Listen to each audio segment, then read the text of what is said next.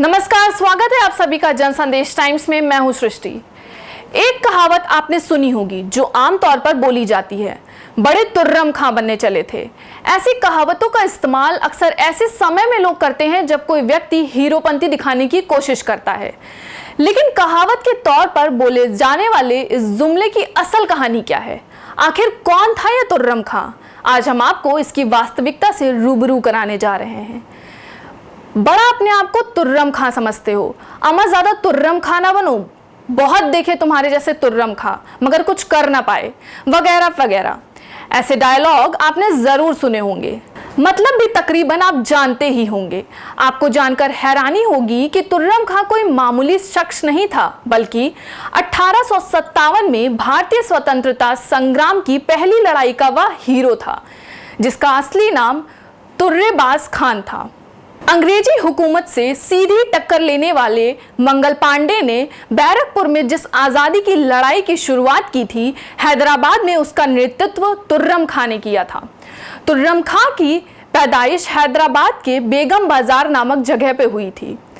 उनके शुरुआती जिंदगी के बारे में ज़्यादा जानकारियां तो नहीं हैं, लेकिन 1857 की लड़ाई में उस वक्त उनका नाम उभर कर आया, जब उन्होंने जमादार चीदा खान को छुड़ाने के लिए ब्रिटिश रेजिडेंसी पर हमला करने की योजना बनाई। दरअसल जमादार चीदा खान को विद्रोही सिपाहियों के खिलाफ दिल्ली कूच करने के लिए कहा गया था, मगर उन्होंने ऐसा करने से इनकार कर दिया।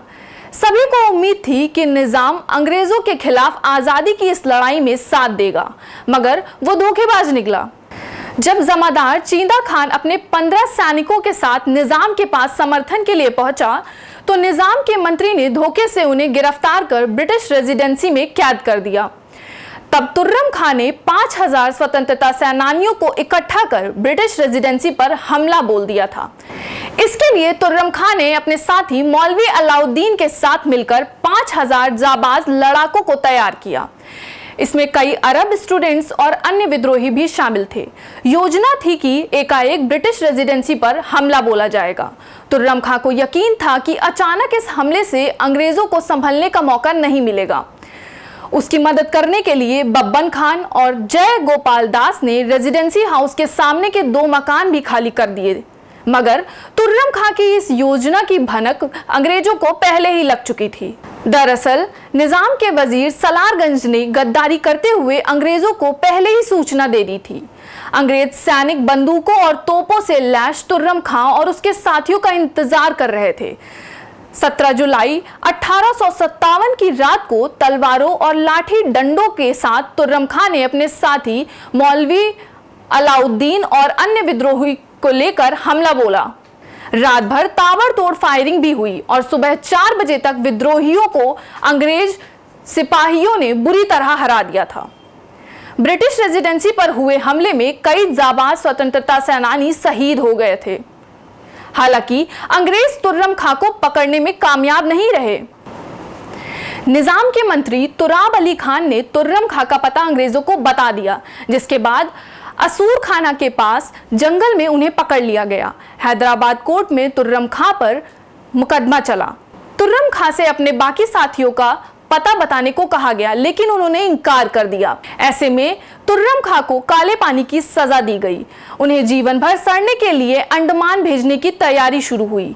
इससे पहले कि अंग्रेज उन्हें अंडमान भेज पाते, 18 जनवरी 1859 को तुर्रम खां अंग्रेजों की गिरफ्त से निकलकर फरार हो गए।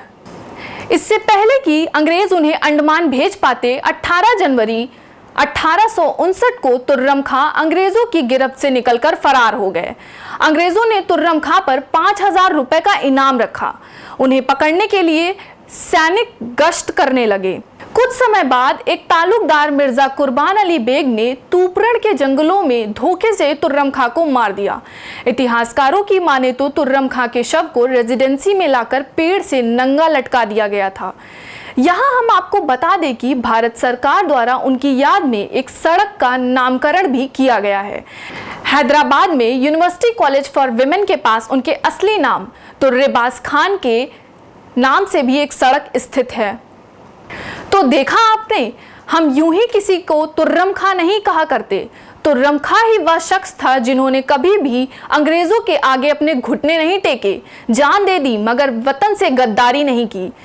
अब अगर आपको कोई तुर्रम खां बोले तो उसे कटाक्ष नहीं बल्कि तारीफ समझिएगा। धन्यवाद।